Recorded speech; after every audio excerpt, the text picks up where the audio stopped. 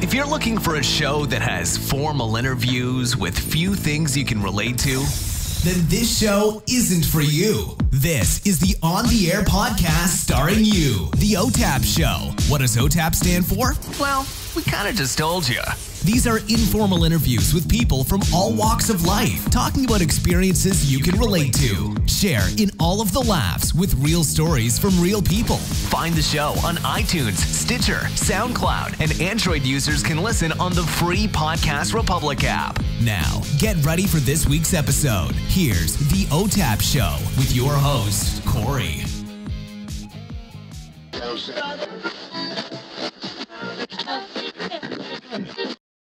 What up, everybody? It's your boy Smooth Olga, aka Real Goes Right.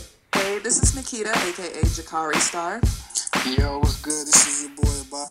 This is Kaya, aka Black Honey. Hey folks, this is Corey, the host for Metal for Brains. Your girl, she's supposed to be. This is Greg, the infamous Louise like Turner. Kicking it with the homie Corey, aka The Real City. Now you're listening to On the Air podcast. And you're listening to the On the Air podcast. The On the Air podcast. The On the Air podcast. Starring you. Starring you. Starring you.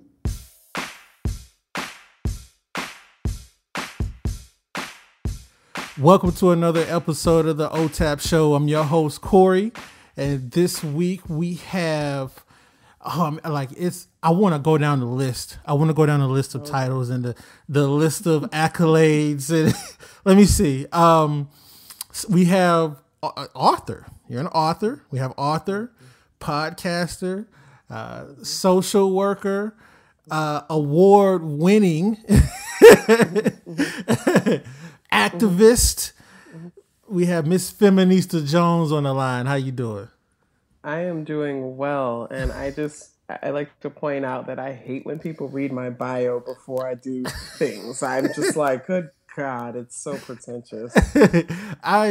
So I want to, when I do that, I'm trying to give, I want to show respect. I want to give respect to I get it. I appreciate it. I'm just saying sometimes I'm just like, I don't want to hear all that. You know? I get it. But I get it. Because I imagine if it was me on the other side, I wouldn't want it either. Now that I think about it. Right. Like, oh, you got to go through all of that. Oh, goodness. So, good deal. Thank you. I appreciate it. No problem. Thank you for doing the show. Sure. I appreciate when people reach out to me and they're like, hey, I want to talk to you about stuff that you're doing and what's going on with you. So thank you for having me. Okay, good deal. So I want to start off with talking about where you grew up. Where did you grow up? So I'm from the greatest city on the planet, New York City. Don't we all say that though? Like everybody thinks their city is the best place ever. I hear that the most from New Yorkers. I hear that the most, like no, hands down, the greatest city on the planet. Then when I tell them I've never been, all hell breaks loose. How have you never been to New York? Listen, it's on my, I'm actually trying to go this month, to be honest with you. I'm trying to get there this month. My friend is having, he sells clothing and he's having a pop-up shop. So I'm trying to get there to be there and support him. It'll be my first time, and I travel a lot, so that doesn't do much for my case. But I don't know. I haven't been. I don't have an answer for that. So I'm sorry. No, you know what? New York is pretty expensive to visit, and I always recommend that people go in like October, late October, because it's, fall in New York, there's really nothing that compares to it. And it's, to me, I think it's one of the things that sells people the most when they go in the fall and the leaves are changing and we've still got our concerts happening, our outdoor concerts, trickling in from the summer, but we're also preparing for the winter and all the holiday stuff. I just think New York becomes a really beautiful place to be, and people tend to fall in love with the city. I was born in Queens, New York, and moved around Queens quite a bit, and ended up moving to the Bronx. And I often tell people I am from the Bronx because I feel like the Bronx really shaped my identity in more ways than one. I'm very much a Bronx girl. And you hear it when I'm drinking or when I'm like upset. You know what I mean? Like you hear like West Indian folks, like their accent comes out when they're upset. Like my Bronx really comes out when I'm like upset or drunk. So, you know, it's whatever. I grew up in the inner cities, right? So, I know that a lot of people, I'm finding that I encounter a lot of Black folks who present as though they were raised in that kind of life, but they really weren't. And I'm like, nah, I actually was raised in the hood.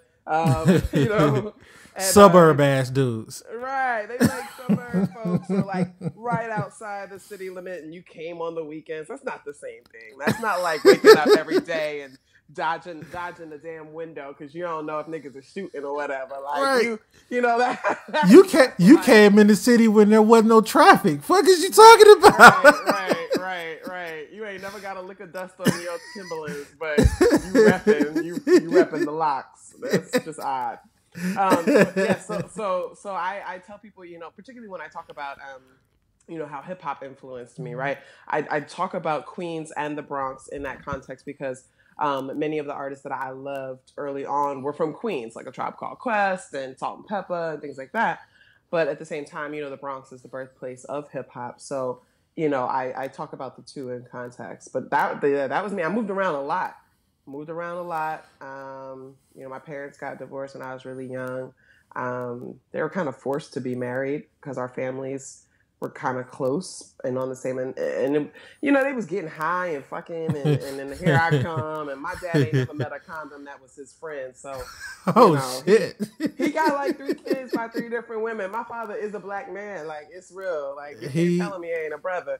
Your father was stimulating the economy. He was doing his part. Yes, he was doing his part. And you know, but we moved around a lot and there were times when we ain't really have nothing. Like I barely had a place to live and was in, you know, I don't talk too much about that because a lot of my family doesn't know some of these things. But my mom and I had some periods where we really, really, really struggled hard. And that, I guess that's what ended up making me decide I wanted to get into social work and work in housing and homelessness, right? And anti-poverty work and things like that.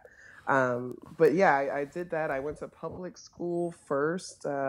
Then we found this school. It was like a special private school that was focused on low-income Black and Latino students. And I ended up going there for middle school because my mother recognized early that I was of, you know, really unbelievable intelligence. And I'm not bragging or whatever. It was just, I was one of those kids that got in trouble in school for behavior issues because the school wasn't doing enough for me, you know, intellectually, that kind of thing. I can relate to that. I can relate to that because I remember, I shit you not, I remember I was in 10th grade and I was in a math class and I already knew, I'm not a math person at all, but I knew I was so far ahead of everybody else. Math is for suckers. So, I fucking hate them calculator pencil pushing asses. Like, listen, let me tell you how the teacher tried to get me, right? Because I would fall asleep in class because I wasn't intellectually stimulated. So she tried to do the whole move where Corey, why don't you come and answer the question? So, you know, I'm already annoyed because she waking me up, right? I'm in her class, she waking me up. So I get up there and I answer sleep cycle. Exactly. So I get up there and I answer. Not only do I answer the question, but I teach it in a way that everybody else can understand it because she wasn't explaining it right. And everybody just looked at me and she looked at me. She held me after class and she was just like, "You could do so much more." Some other condescending shit. And I just looked at her. I said, I have an A in your class. I don't cause problems. And I just explained something that you had been trying to explain for 45 minutes. Why are you giving me a hard time? Like, I was an asshole. Like, Right. No, I remember getting in trouble one time because I told the teacher she had ugly ass eyeshadow. Well, because she was talking shit and talking to me like I didn't know things, and I corrected her on. This was in 4th grade. I corrected her on something. Because one of the things that my mother and father really raised me to do was to challenge assumptions and authority that when it didn't seem right, when I knew that somebody was wrong, they taught me respectful ways to challenge authority, and they taught me to question everything and never just accept what people give you or what people tell you unless you can confirm it through your own experience. And I think that's one of those life lessons that carried me. So when I would be in school, right, they would teach something and I'd be like, this ain't right.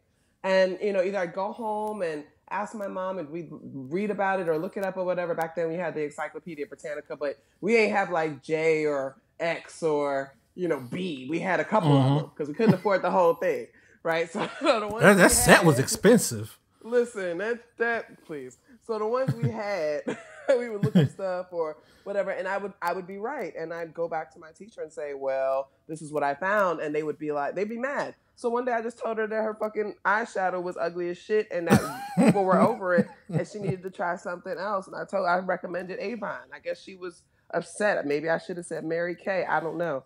But I got an unsatisfactory. I got an unsatisfactory for behavior, and I think that's when my mother was like, "Nah, I got to do something else to keep your smart ass occupied." So wait, so not only did you get offer her criticism, but you offered her a solution, and she couldn't appreciate that? No, she couldn't respect it. She was an older Jewish woman teaching these little poor black kids and thought she knew everything, and I was like, all right, whatever. So I went to that school, and that, it really was a turning point for me, particularly during going through adolescence. And I had a lot of problems at home. My mom had a partner that I just had a lot of issues with. So I ended up spending more time at school. Like, they let you stay there as late as 6, 7 o'clock. So I would do that. And then sometimes I would just go to the library until it closed, and just anything to kind of avoid being at home. And that's when I really got into reading and really kind of that intellectual curiosity really, really turned on around that time. Then I ended up going to boarding school. I went to an elite boarding school, predominantly white in Jersey. Went there and met a whole bunch of white people. And I ain't never been around that many white people in my whole life. Like, that shit was so real. I was like, yo, like, they really white. Like, they like white, field hockey white. Like, they, like, they're lacrosse and field hockey white. Like, I was like, what is this? I don't understand this. Like, how do you afford all this shit? Like, I wasn't scared. It's just I didn't feel like this was a place that was going to fully welcome me, or that I had, like, for example, you were required to play a sport. I'd never played a single sport in my life. And a lot of us were coming and we're like, what do you mean you have to play a sport? Why are there tryouts and everybody else has cleats and all these things, and we barely have sneakers that don't have holes in them, right? So we're like, what do you mean we have to play a sport? So that was, an adjustment. And I was also fat as shit. Like, I was a fat motherfucker back then. And so life, just even running, it was like, are you kidding me? Like, I thought I was going to die. They're like, oh, take a lap. Take a lap? You mean I got to run? I was like, the complete lap? Like, like, how much time do you have? That was my life. It was a hot mess. But one of the things that I loved about going to boarding school was I had access to resources that I think every child in America should have. And it really kind of showed me just how piss poor quality American standard public education is. And I don't say that, and people get mad when I talk about this, but I don't say that to put down anybody who's come up through the public system or anything like that. You were working with the hand that you were dealt. But just knowing that there's these educational opportunities that exist and only certain children have access to them, it makes my blood boil. You know what I mean? Like, any kid should be able to be in 10th grade and take a class strictly called Malcolm and Martin. All they talked about was the writings of Malcolm and Martin. My favorite class was called Women in Madness. Every single book was written by a woman who was declared insane, right? So, like, you to be able to take these kinds of classes as a teenager and choose them, every child should have that opportunity. And I took full advantage of it, and that's when I developed my skill as a writer. And I started taking all the English electives I could, really just learning from all these different people. I was working on the newspaper. I ended up working on the yearbook. I just wanted to to write whatever I could and be good at it. And I was banging out these papers where the teachers eventually were like, wow, like I hope that you become a writer one day. And I never forget one moment I did go back to a reunion, and I told one of my teachers what I was doing. She had retired, but she came. I told her what I was doing, and she said, I knew from the day you stepped into my class that this is what you would be doing. Wow. You know what I mean? So, having those kinds of moments really changed things for me. And it was also in high school that I started with my activism, right? You're a Black kid. There's like my freshman year was me and my best friend to this day, Marsha. We were the only Black girls in the freshman class. That was it. So tell me about this, right? So that was when you started activism. Yeah. What happened that quote unquote birthed Feminista Jones? Where did she come from? I think there's always been that part of me, because my mother was a queer feminist activist herself in the 1980s. My mother was a really pretty well known activist in the LGBTQ and AIDS awareness, kind of movement. And she really kind of taught me. She was that kind of person that would walk down the street and people would just randomly come and hug her. They would know her from something. Maybe she, helped them get food or whatever. I literally saw my mother take a jacket off of her back and give it to somebody that was homeless. She really modeled that. And she always told me it's not right that people have to go through this. And I think that when I was in high school and started picking up on some of the disparities between the lives of the Black and Latino students and then the white kids, I was like, nah, we got to do something here. We deserve to have a voice. We need representation, And I got involved with the student group that was, particularly for Black and Latino folks. And that's what I think started like my ethnic activism, right? So I tell people I used to be kind of HOTEP-y. I was like Black first, and, it was all militant. It was like Willie Lynch is real and all of that nonsense, right? And it was always Black first, and what is this woman shit? And these women, these girls are out here, and I really wasn't feeling it. But it wasn't until it was when I got to college and decided to minor in women's studies and started taking gender theory classes, because I was reading some books in other classes and I was like, I want to know more about this. And that's when I really came to truly kind of understand how multifaceted feminism is, and that I had a place in it and that it could speak for me. And I think that's when Feminista was born, before there was a name, right? You know what I mean? Mm-hmm. I think around age 19 is when I realized that I am this Black feminist woman who is going to advocate for Black people, for Black women, for Black children. That's what I'm going to do with my life. Did you have an activist mentor?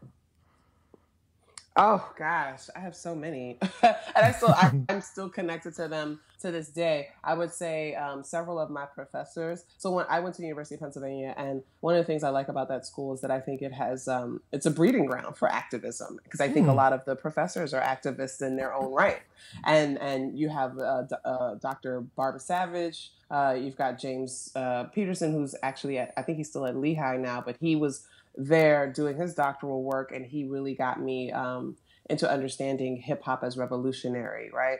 Tukufu Zuberi was this prominent, he is a prominent sociologist, and sociology was one of my majors. Vinay Harpalani, who is like this incredibly amazing Indian lawyer right now, and JD PhD, he's so amazing. He really got me into affirmative action work. So, it was so many people, and people that I can respect and call colleagues now, that showed me that all you have to do is speak up if you can, right? You have a voice, and not necessarily, it doesn't have to be literally a voice. You could write, you could sing, you could dance, you could stand, you could sit in, you could, there's so many ways you can protest oppression if you just believe that there's a better way for life. And that's really when it all began. That's when I decided to become a social worker, that I got involved in the community. That's when I started really getting heavily into writing, and that's where it all began. So you had a plethora of mentors, which is great because that speaks to me as you had a cabinet of people that you could pull from. Yes. And today that's, too. To this day, like I don't know how people get by without having that. Like exactly. Give me one quote from any one of your mentors that that just still resonates with you today.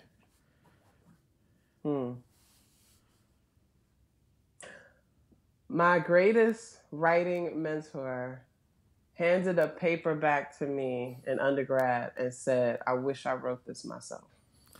Wow. And I still have that. I would too. Damn near 2 decades later, I still have that. and it is. I know it sounds selfish as hell. I don't care. I'm an Aries Sun, Leo Moon. I'll be selfish. I don't give a fuck. But that one line, I honestly replay that in my head every time I sit down to write something, or every time I'm about to hit send or publish or whatever. I remember that the person who I thought was one of the greatest literary intellectuals ever told me that he wished he'd written what I wrote. That's powerful. Right. This is like a dude nearly twice my age, right? So I'm like an Ivy League professor at that. It's just like, wow. Yeah. Needless to say, you got an A on it. You got an A on it. Yeah. No. Yeah. I got. Well, it was out of 10. I got a 9.5 out of 10 because I handed it in late. Come on, man. I'm a procrastinator.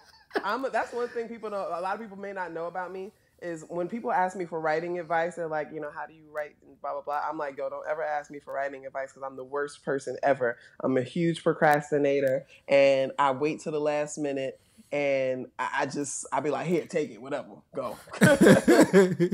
Do you see your procrastination as a problem?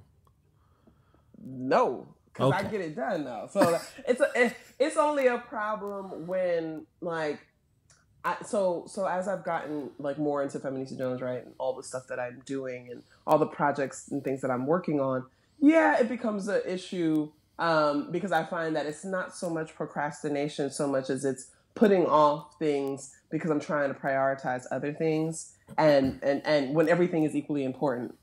And so what I just decided is, okay, which one is paying the most? I gotta keep it 100. It's when you do a lot of freelance work and things like that, it's really about, okay, which one is paying the most, followed closely by which one is going to have the greatest impact. So that's how I kind of try to figure out how to prioritize things. But there'll be some times where it's like a Sunday evening and I'm sitting on Twitter bullshitting, knowing I got 3 articles that I promised people for Monday. And I ain't start a word. And it's bad. I am that way. But here's the thing, right? The reason why I asked you if you see it as a problem is I don't know that I see it as a problem because like you said, I get it done. I think it's a problem for other people because they, it benefits them. But my first thought is, well, you're getting it.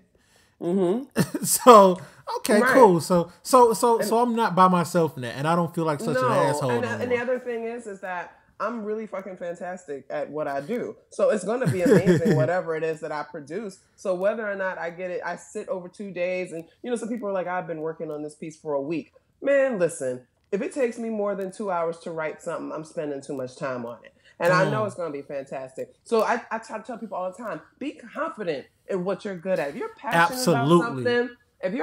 about something, work on it and master that skill till you get to the point where you know it's going to be great. And if people don't agree that it's great, then fuck them. There's 7 billion people in this world. Those 4 people on Twitter that's talking shit about something that you wrote, fuck them. There's 6.9 million other people out there who might think the shit is excellent. So be confident in what you do, and other people will really pick up on that confidence and that charge, and they'll buy into it. I want you to know that I'm gonna use that as a promotional soundbite Sure. What you just said. If people ain't feeling what you doing, then fuck them. Like, I had to learn that because, like some people be like, I'm an artist and I'm sensitive about my shit. I used to be like that. Until I realized the people that were talking the most about, negatively about what I was doing were people who were not getting paid for what they were doing, were not sought out, kind of wanted to be in the position that I was in. And when I read their stuff, I was like, you have the audacity to talk about my stuff? I could have wrote this in kindergarten. So it's a little bit of arrogance that I think goes a long way in this particular field. And you just can't really worry about what the naysayers are going to say. Everybody's going to have some shit to say, right? So whatever. Well, how do you handle criticism? It depends on who it comes from. I was about to say, when do you determine it to be criticism? It's criticism when somebody's like, you know what, I disagree with you, or I don't like this, or what have you. And I'm always interested in that, right? Because I want to be better. And the only way that you get better at a skill and craft is when you really kind of understand and acknowledge your weaknesses, right? And I receive that feedback when it's not in the form of cattiness and nonsense. Some people just want to be catty because they think it's social capital, right? Particularly in a platform like Twitter, being shady and being catty really is social currency, and you can really climb up these social ladders by doing that. Those are folks I don't pay much attention to, right? Social capital. It's social shade is social capital. Wow. It really is, and it's yeah, whatever. But I pay attention to people I respect as artists. I respect as critics, people who I know my work enough to be able to say, you know what, this ain't quite right. This ain't quite what you want. I trust my best friends. But I gotta say that more often than not, even if somebody disagrees with something, they at least acknowledge that it was well produced and well written. Like my Harriet Tubman piece in the Washington Post, for example. A lot of people disagreed with my stance. I said that she shouldn't be on the $20 bill or whatever. And a lot of people disagreed. But the one thing people kept saying was that this was a hell of an article. It was well written and you made compelling arguments. I just don't agree. And I'm with that. I love that. Like, that is engaging discourse. We can go back and forth. I like that. But when somebody's like, oh, that bitch can't write, I'm like, are you serious? Like, now you just lying. Like, now you just a hating ass liar. I really don't want to talk about that, Yeah. Like, I wrote a book. Not everybody liked it, and that's cool. It's not your thing. You don't have to like it. I've read a lot of books I don't like. Doesn't mean that, they weren't good books. It's just I didn't like it. So, okay, go on about your day. I want to talk about some of your works in the community, and in particular, something that you referenced in an article I read. Mm-hmm. So your work in the community, it speaks for itself. And you often talk about centering our voices. And when you say centering our voices, at least in the context in which I was reading it, you're referring to Black women. Right. How does one effectively center the voice go about centering the voice of an entire community? I find that Black sisterhood is as elusive as it is elevating. And I think for some people, they have not been afforded the opportunity to build sisterhood with other Black women. And I think that one of the things that I try to do is to protect the voices and amplify the voices of all of us, because we all have diverse experiences and we all have something to contribute. The main thing is constantly reminding folks that Black women are human beings, that we have voices, that we go through these things, and these things matter to us. And as you produce writing about it, like my Medium page is all music writing just about Black women. And I specifically decided that that's what I was going to use that platform for, because I feel like Black women in music need to be discussed in ways that come from a Black woman. Everybody else will write about them, but we need Black women writing about Black women in music. Exactly. You know what I mean? So that's what I mean by centering our experiences. When we have conversations about things and people talk about feminism, for example, I'm always going to bring up Black women. And I can be talking to Arab Muslim feminist. I can be talking to a white middle class feminist or Chicana feminist. It doesn't matter. I'm always going to bring up Black women and say, well, for Black women, this is different. And I think it's important when we have those conversations, particularly when you have a platform like I do, to repeatedly do that, because people are listening and they are learning. Even though I'm not intentionally trying to educate, I know that people are listening. So here's what I have to say, and here's what I know about the experiences of Black girls and women.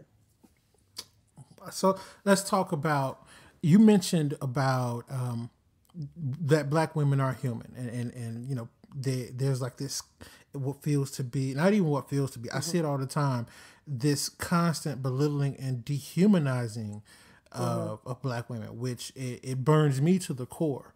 Right. One of the more common forms of that dehumanizing is street harassment. So there was a couple of articles I read. You'd actually sent me an article last year, and I'm going to get to that in a second. But I want to talk about how that narrative, how it changes, or if it changes when that street harassment as a Black woman is coming from a lesbian. Yeah, I've experienced that.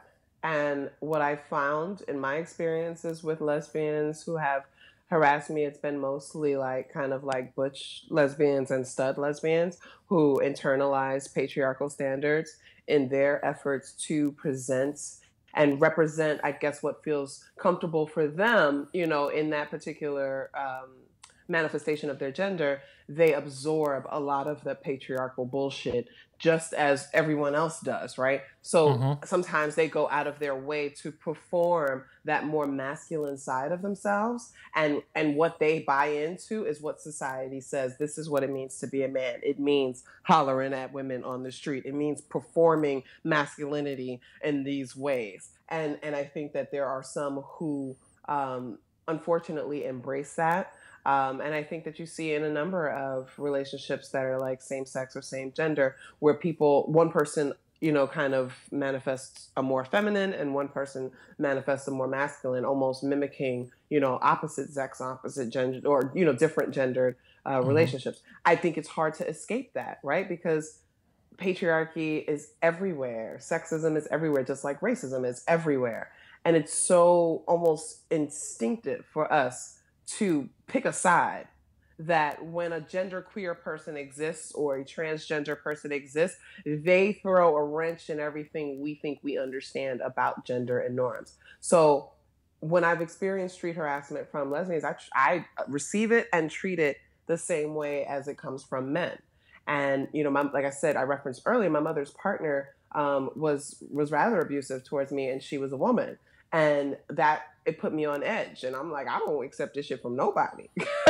Wow. But I'm gonna say, in the 26 years now that I've been dealing with street harassment, I can count on one hand how many times it's been by a woman.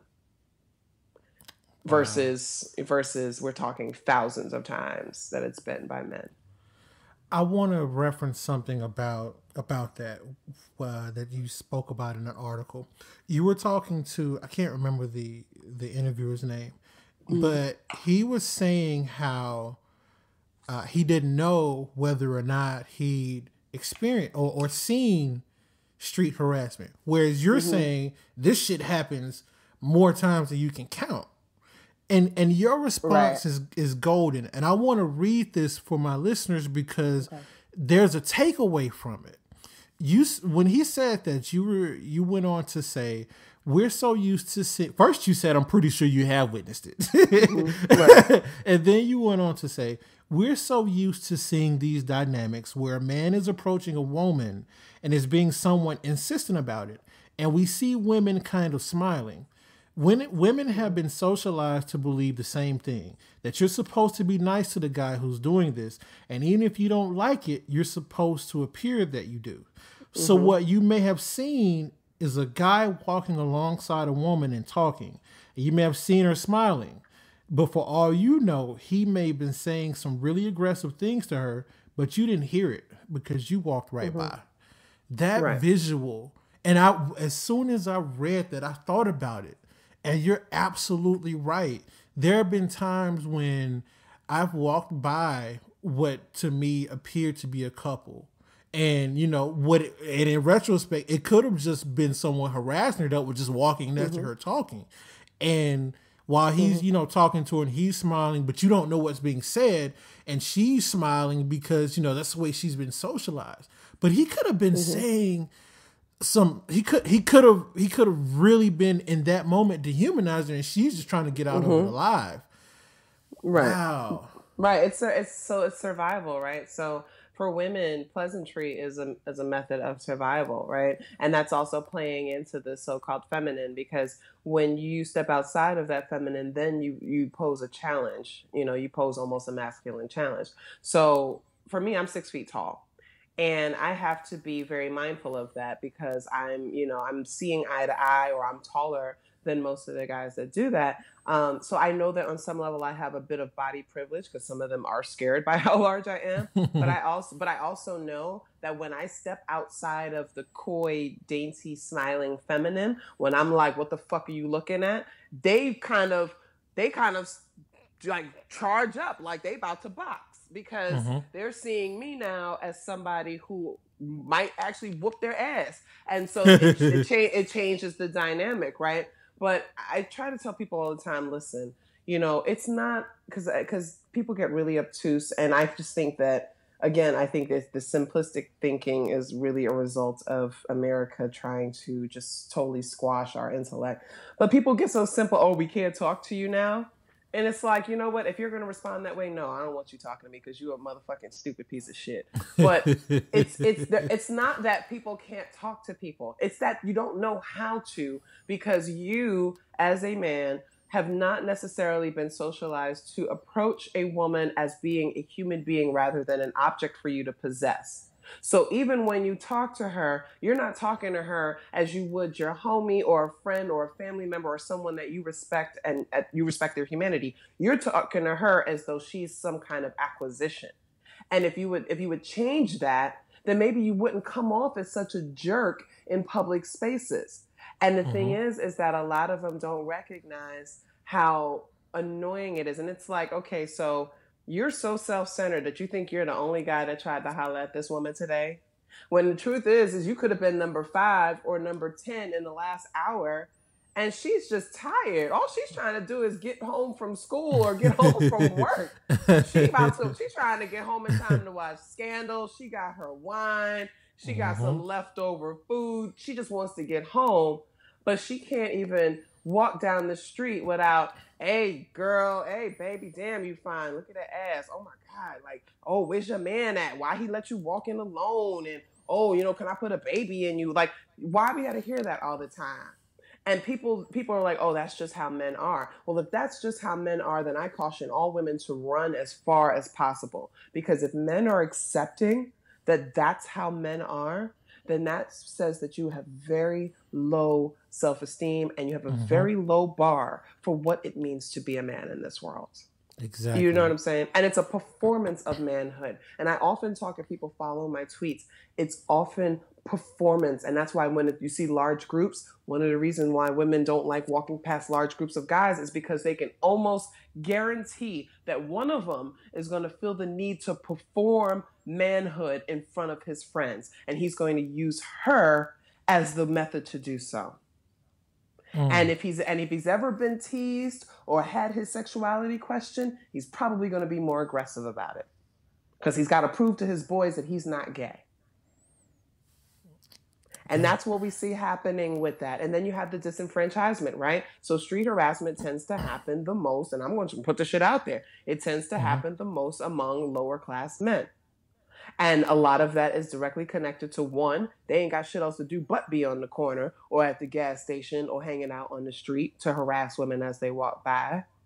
2, they just want to be acknowledged. They want to be seen. These men often feel invisible. So even if they be like, hey, bitch, they know that's going to get some kind of response. You're going to turn around. Even if you're angry, you've acknowledged them. And for some of them, that's all they need is to be acknowledged, right? And that's not saying that rich men don't harass. It's not saying that, men of other races. I'm not saying that, but women are more likely to be harassed in the places where they work and where they live or where they go to school. And this is a segregated country. So that's what happens. And all I'm telling brothers is like, you could talk to a woman when you learn how to talk to a woman. And if you never had a positive role model in your life who taught you how to approach a woman as a human being, then maybe you need to chill out and reassess and find out why you beating off in socks every day instead of cuddled up with a nice warm fatty. You know what? Another thing that you spoke about, you were talking to the gentleman about if he'd seen if he'd seen a woman being harassed or someone just being aggressive, and there's a technique that you talked about and you defined it as it's called putting yourself in the space. Yeah, when you put yourself in the space, and let me tell you something, You OK Sis started about 2 years ago, and still to this day, if you check the hashtag, people are still using it to have these conversations about the sexual harassment and abuse of women, because it resonates so much. But the idea is that when you do notice, right? Because it's not every time. And sometimes you have to know how to read body language. You have to pay attention. I think that's one of the problems is that we're so focused on ourselves as individuals. We're not in touch with what's happening in the community around us. Because if you notice a situation like that, just you putting yourself in that space can break up some of that tension that's happening. And it lets the person being harassed, I'm going to say person, because it's not just women who are harassed, although they are the majority. But it's not just women who are harassed. So that person that is in that experience, they know they have an out. And you're not approaching the harasser and saying, and calling them out and cussing them out. And that's something I got to tell the men all the time. This is not a time for you to be some knight in shining armor, because y'all can all get messed up. And we've seen that in the news, right? People getting jacked up because they try to help somebody. Well, you weren't helping the victim, you were performing your manhood to this whoever the aggressor was. No, I don't need you to do that. What I need you to do is simply ask, do you have the time? Or, can you tell me where the nearest Dunkin' Donuts is? Because what that does is it gives the person an out. It gives them space. It breaks up the tension, and it lets the other person who is being super aggressive know that somebody is watching this and somebody's observing this. And it's so simple. It's so easy. It's so simple. And it's, I've had women, they have come and said, you know what, FJ, today I was in the gas station. This dude was following this girl. And I went up to her and I said, girl, let's go back. We got to go get back to lunch. And I walked her outside and she just almost started crying and said, thank you. Something so simple as pretending to know somebody. You know what I mean? It changes that. And I think what happens is that we don't realize how major and significant an effect street harassment has on your psyche, on your emotional well-being, on your anxiety, and things like that. Like it's when it's repeated, like imagine somebody took a needle and was sticking you in the arm all day long, like all day long. And at the end of the day, your arm is swollen, it's painful, and tomorrow the same thing is going to happen. Over time, your arm is going to become disfigured. It's not going to function the same way. And that's what it's like to be a woman who faces street harassment or sexual harassment at work or whatever it is. And I need people to understand that. It's not just complaining about some dude tried to holler. It's some dude made me feel like a piece of shit, and he was one of many today.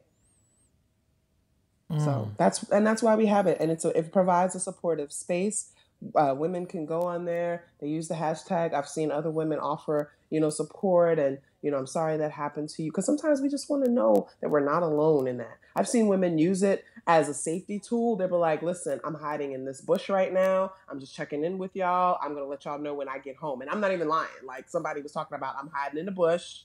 I'm behind a car. I made it home. Wow. Yes. OK Sis was used to find an Uber driver who was sexually harassing this woman. They used it. They were able to send out an alert through OK Sis for that. It's been used as a really valuable tool. So people are teaching it in colleges They're talking about bystander intervention. Yeah. I've been invited to many classes to come and speak about it.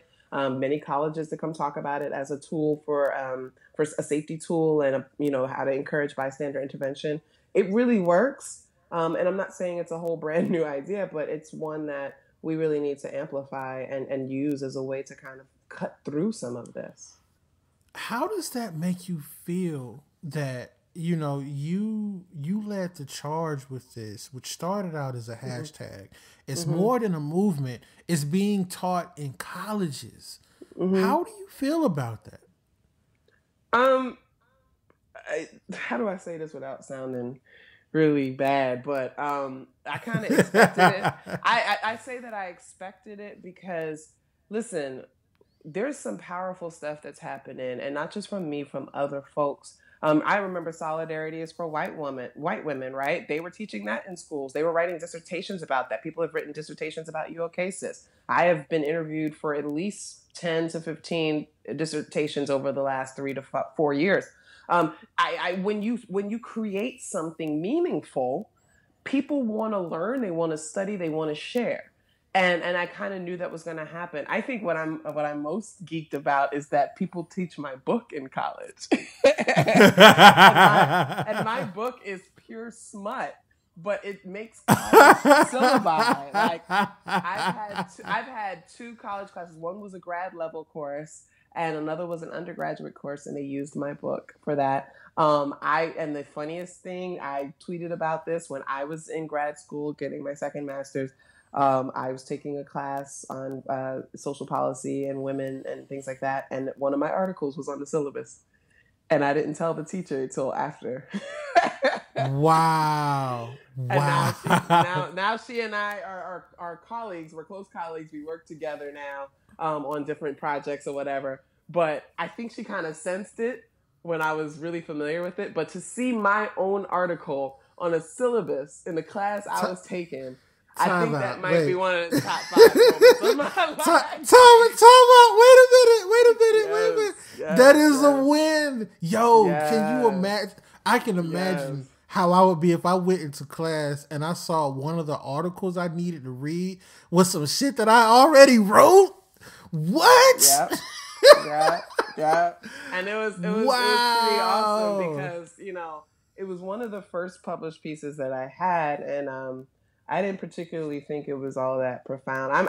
I'm very dismissive of my writing sometimes. The stuff that people really love and gush about, I'm like, really? That took me an hour to write. That's nothing. I'm like, but the really great stuff, I'm like, y'all don't retweet my really great stuff, but fuck y'all, okay? Let me ask you this question. Let me ask you this, right? So, how long was it before you told her that was your article? Because what I want to know is this: I waited like reading 2 classes. Oh, okay. So were you in class and she was in front, trying to interpret it? Were you kind of correcting her as to what the interpretation should have been? No. I think the author meant this. No, and that's funny. It was a supplemental reading that was going with a particular class.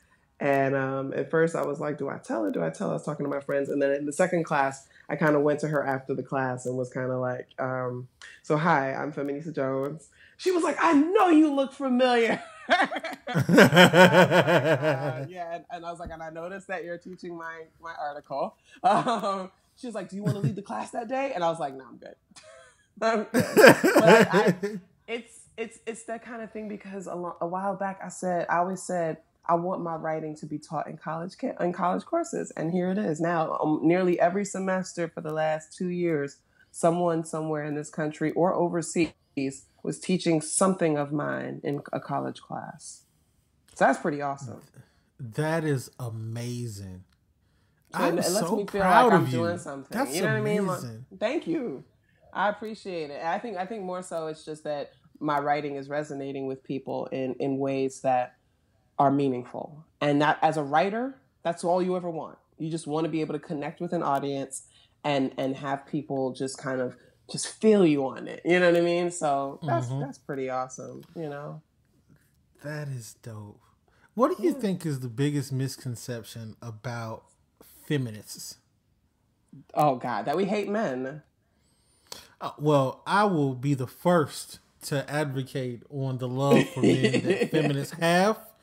My girlfriend is a feminist. I have never known a feminist that didn't like men. So, wow. It's weird. It's weird because I think that we love men sometimes more than they love themselves. And I say that because I'm always trying to challenge men I'm trying to push men to challenge these really toxic notions of masculinity. Because particularly when you look at brothers and see how young brothers died, you know what I mean? Like 40 years old, you dying of a heart attack. Well, you have heart disease because you bottling up all of that shit that your toxic idea of masculinity is not letting you get it out. You know, like that's why y'all dying so damn early. Like right. We're sitting here like, let us love you. We would love you if you weren't such an asshole. Here's ways to not be an asshole. And you too can get this glorious feminist pussy. Like, if you would just shut the fuck up. No, but in all seriousness, I think that is probably the most common misconception, along with the fact that we're trying to dominate men. And it's like, no form of oppression is good. So and there are some women, some feminist women who claim to be feminists that are all about femme supremacy. And I don't buy into that. I don't believe that any gender should be dominant over another. That's not what I believe in.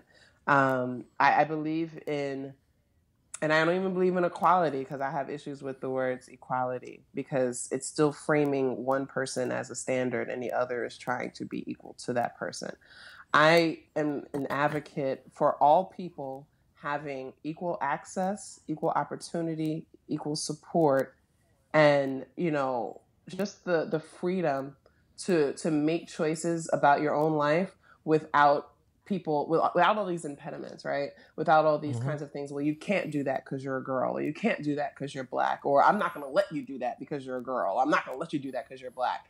I really want us to get a space where everybody can just feel that they are free to pursue whatever it is they want to do in life. And that's what feminism really means to me. And it just so happens that women are, you know, more likely to be oppressed. Right. So we kind of have to amplify and do that work so that women are seen as more than just, you know, receptacles or incubators for progeny or whatever, trophies, whatever. We have to fight that. So I don't like when people say that we don't like men. I think that we absolutely love men almost to our detriment, particularly as women of color. And all the conversations that I have with other women of color, be they Latino or Asian or Middle Eastern or whatever, it's the same story across the board. They experience more abuse from their men because their men are subjected to racist and ethnic discrimination, and they take it out on the women. And so it's the same story. It's not just black women. It's the same story across the board. So what I'm trying to do is try to figure out why we as black people can't seem to remove ourselves from that, knowing that it's born of white supremacy. If we're so anti-white supremacy, then we should be anti-sexism because sexism is born from white male supremacy. So what's going on here? And I tell brothers all the time, when you're abusive and disrespectful of black women, you are manifesting white supremacy. That is a white supremacist move. So you go ahead with it if you want to, but I'm going to call you who you are. You are a white supremacist. Yep. I 100% agree. What does Michelle do to cut loose? What does Feminista Jones do when she wants to relax and have fun? I drink. I try to fuck when I can. I try to get some sleep. No, when you know what I love? I love above all else. No, I do drink. I'm a social worker. And we have this running joke.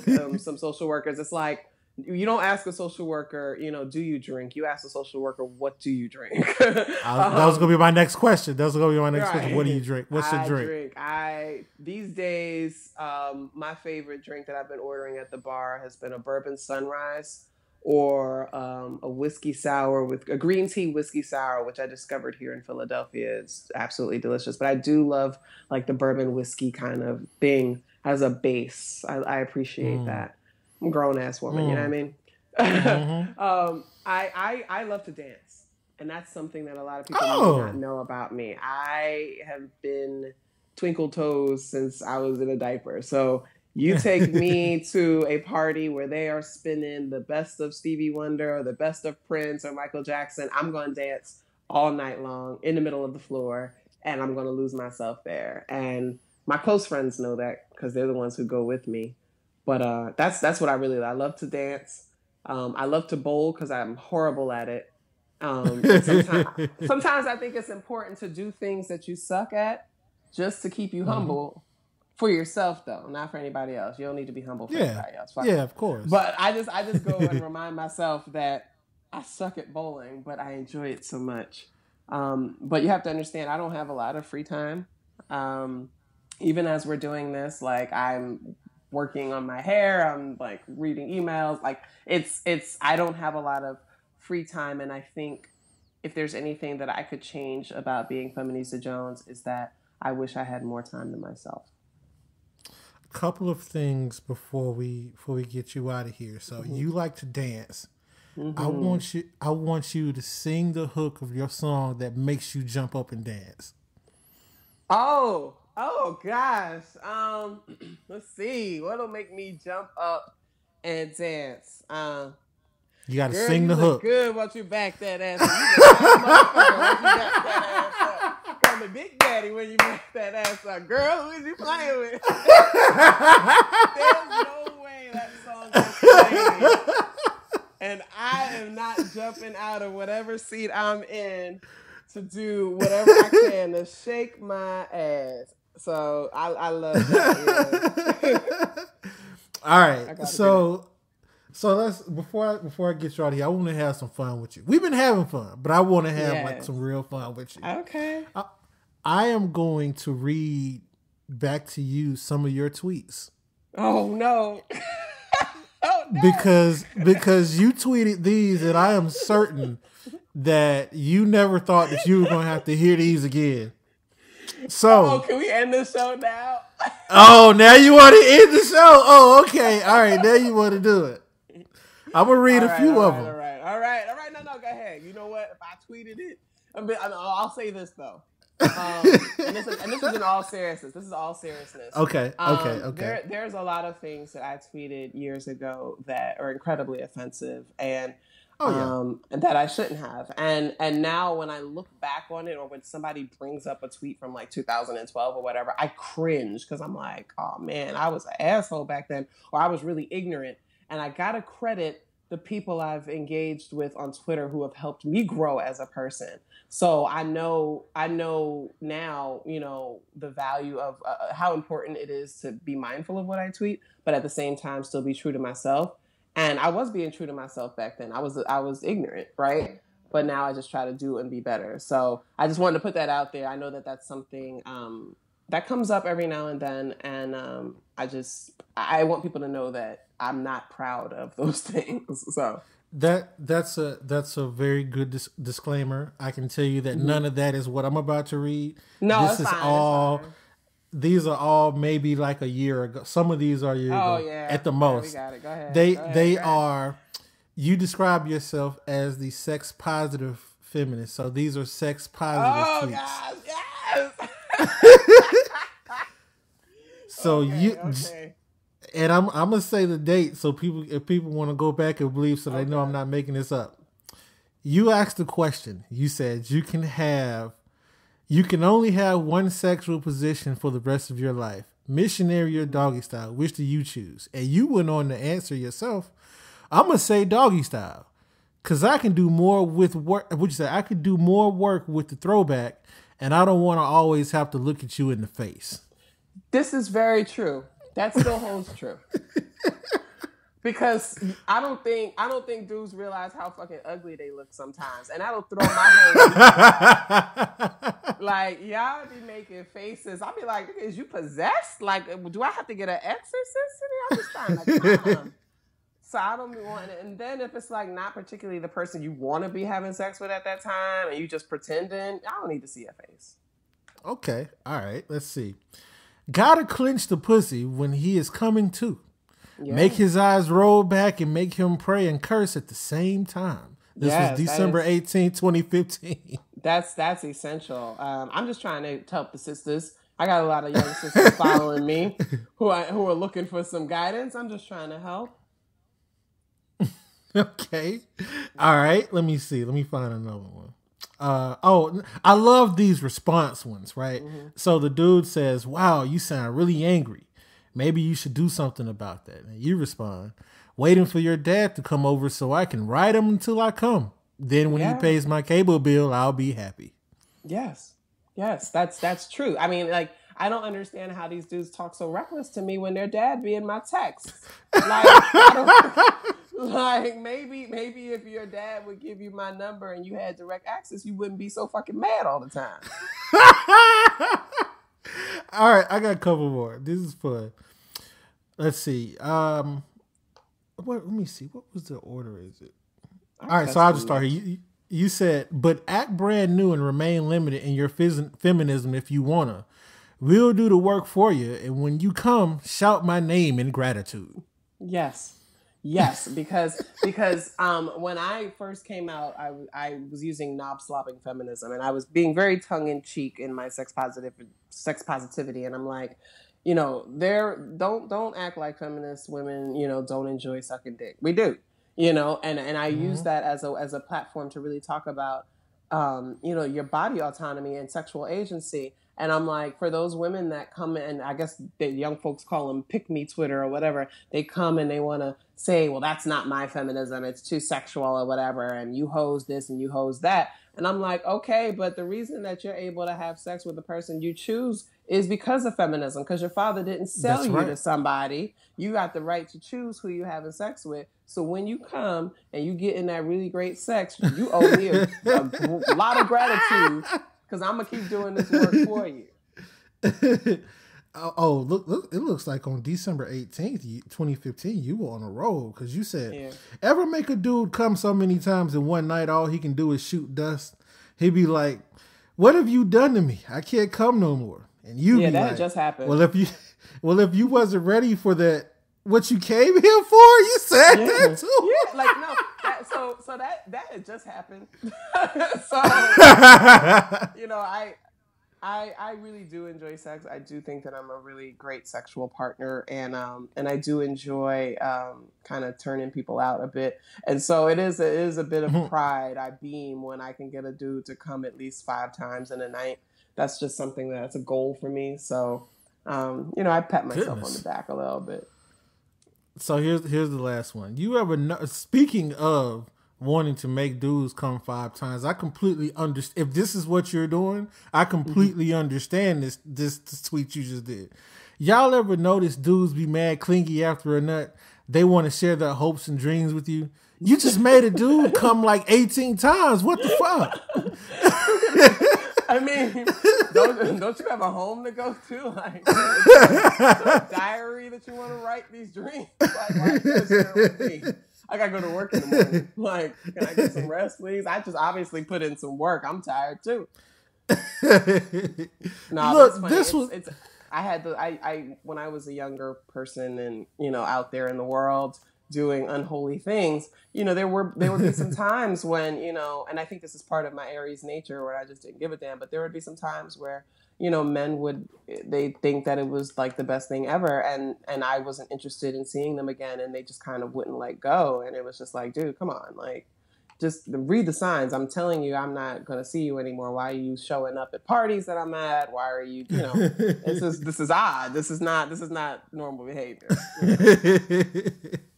This has been a blast. Before we go, I want to ask you, do you have anything you want to ask me? I know I've been asking a bunch of questions, so I want to give you a chance to ask some if you want to. Okay. Do you like your nuts massaged when you're getting head? Yes. Not only when while I'm getting head, but like if we're in doggy and you kind of reach back a little bit, like yes. How do you reach? I mean, I guess my ass is so big, it's hard for me to do that. But I gotta figure Well, depending on the isosceles of the arch. Okay. Right. So you can kind of reach back a little bit and kind of like, twinkle the balls a little bit. See, I'm gonna try that. See, look at that. You only get the info like this on the OTAP show. See, a lot of people don't know about that movie. That's something I gotta try that next time. And see if my hand actually reaches all the way around. Have you ever kind of lost respect for a dude on Twitter based on his tweets about women? Yes. And what do you do? What do you do when that happens? I call them out on the bullshit. I call them out on it and see how they want to engage. Mm-hmm. Then I block them. Yeah, that's real. You got to block folks. Yeah, because I don't want to. How often do you think you block people? I don't block people nearly enough as I should. But here's the thing, right? I think my timeline is manicured nicely where I don't have to. Okay. So because I'm more quick to unfollow than it is a block. Because if I block you, I'll just do the whole block and unfollow, whatever the gig is. Unfollow is usually my go-to because I don't. Right. To me, in my head, block is at some point I might let you back in. Nah, probably not. Right. No, I hear you. I've blocked probably close to 10,000 people by now. That's got to be a record. Well, gotta be a record. You know what it is. It's just such a low tolerance for things. Like I'll see people that'll tweet something to people that I follow, or they'll have these like series of tweets that they're tweeting to somebody that I follow that I'm just like, I don't even want to risk them coming to me with that. So I'll just block them, that kind of thing. Mm-hmm. But yeah, I that block function is fantastic. And that's when I'll go block if I notice someone else is retweeting them. Then it's like, yeah. And then my last question is, if there's one thing you think you can improve upon at yourself in your current relationship, what would it be? I have to find that median between. I have to find the right work-life balance for me because I work, and it's not just going to work. There are other things that I want to do that I want to be successful in. Mm-hmm. So I think finding that right balance between enough her time, enough time for me to work, if that makes sense. Mm-hmm. She doesn't complain or anything about it. I just know how she feels about it. She doesn't like seeing me come in and hear me on the phone, just be super exhausted. Whereas I don't necessarily have a discomfort with that. Mm-hmm. Okay. All right. I think it's important. I think it's important for more people in general to do a lot of introspective work in their relationships. But I also encourage men to do that because I think the way society has set up relationships, it's for women to be the emotional gatekeepers and the ones who are responsible for the emotional health of the relationship. Whereas I think it should be a partnership. It should be evenly balanced, and the emotional work should be evenly distributed. And unfortunately, we begin to suppress emotional expression in boys at a very young age. So by the time they get into relationships, if they choose to get into relationships with women, that ability to emote and express themselves freely is all but erased. And so I challenge men to do more of that emotional work and stop leaving the emotional burden on women, because it ends up breaking us to the point where we end up not being a good enough partner for you. You know what? I'm glad you said that, because the other thing that I think I could do it better on, I need to, and while I think I have done some improvement, I need to be better about being more forthcoming about just simple day-to-day things that I do. Mm-hmm. And it's not saying that, me not saying anything is hiding something or shady. Just mm-hmm. simple things about what I've done at work today. Just casual mm-hmm. conversation. Mm-hmm. And I try to do a little bit more about that. Mm-hmm. But I don't want it to ever come off as filler. It's giving her access. Right, it gives her access, and I think what some people forget is that this is a partnership, and if you're going to build a partnership, there has to be a level of intimacy that you don't have with anyone else. So if what you're giving your partner is what you're giving your parent or your sibling or something, then it's not really making the relationship special, and so you've got to find those ways to connect it intimately and in a way that sustains that particular relationship in its unique form. You know what I mean? Mm-hmm. Look at you coming on here giving me some counseling. That was for free too. Yeah, it was, because my rate is $100 an hour. But all right, so before we go, plug anything you got going on, where people can find you, anywhere they can find you, whatever you got, emails, website, whatever you want to do. I mean, I think the biggest thing that two of the biggest things that I'm plugging right now is, I'm working with a new organization called Witnesses to Hunger, and it's an advocacy group comprised of people that are currently living in poverty, and they're working to eradicate hunger and poverty. And I was hired on as a program manager, basically to help them become, citizen activists. And I'm kind of training them on how to do that, and it's community organizing. And I really love that I'm able to do that. They also use art as activism, so I really love that. And the other thing is that, I just started a newsletter that people can subscribe to. Okay.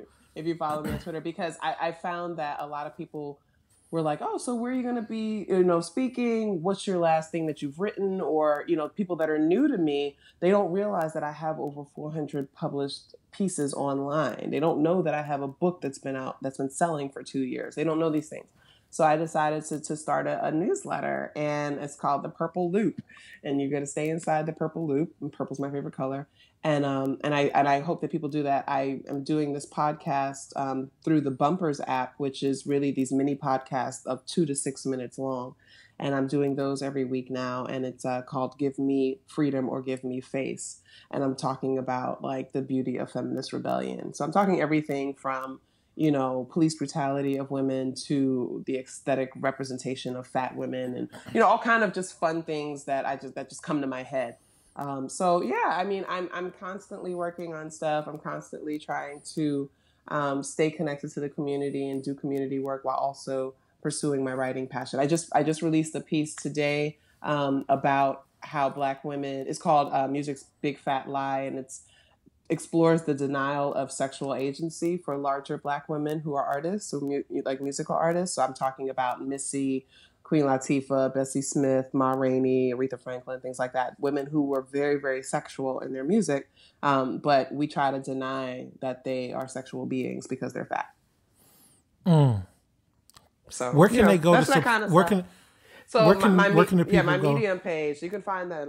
They can find that on my Medium page. So it's medium.com/ you have to use the @ and then Feminista Jones. That's my Medium page. I only write about Black women in music. I've got pieces on Little Kim, Beyonce, things like that. You can go to feministajones.com/blog, and that's my main blog. I don't update it as much anymore, especially since I start getting paid to write. You can pretty much find me at the Washington Post, Time, Ebony, and you can follow me on Twitter at Feminista Jones. So I'm there. I'm pretty much everywhere, and I know that there's probably people listening to this that don't particularly like me or what have you. And the only thing I say to them is that you probably don't know me. So it's cool if you dislike someone you don't know, if that works in your space. But I'm here. I'm accessible. And if you ever want to talk, just reach out to me. There it is. Feminista Jones, good people. Follow the show on Twitter at OTAP Show. You can follow me, your host, at The Real Shitty. That's Shitty with the SCHITTY. The show will soon be on iHeartRadio. Look for that. You can subscribe to the show on iTunes. You can, if you got an Android device, you can download the show on Google Play Music in the new podcast section. Anywhere that you can listen to podcasts, you'll be able to find the OTAP Show. And if you find that you can't listen to the OTAP Show where you're trying to listen to it, let me know so that I can get it there. This has been another great interview. I've had a lot of fun. How do you feel? You feel good? You feel good, Miss Feminista Jones? I feel good. I really appreciate you having me, and this was really fun, and it was a great way to spend my evening. I'd like to thank our guests for coming on today. And if you'd like to be a guest on the show, send an email to otap@writeme.com. Follow the conversation on Twitter by searching the hashtag OTAP, that's OTAP, or following us on Twitter at OTAP Show. You can find the show on iTunes, SoundCloud, and Android users can listen to the podcast on Podcast Republic. Just download the app and search OTAP Show. On behalf of our guest, I'm your host, Corey, and I'll see you back here next week on the Air Podcast, starring you.